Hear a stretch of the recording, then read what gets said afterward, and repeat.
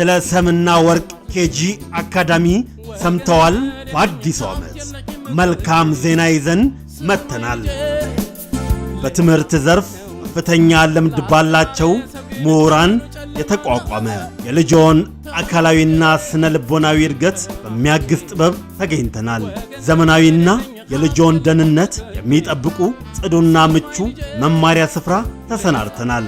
ምን ይሄ ብቻ!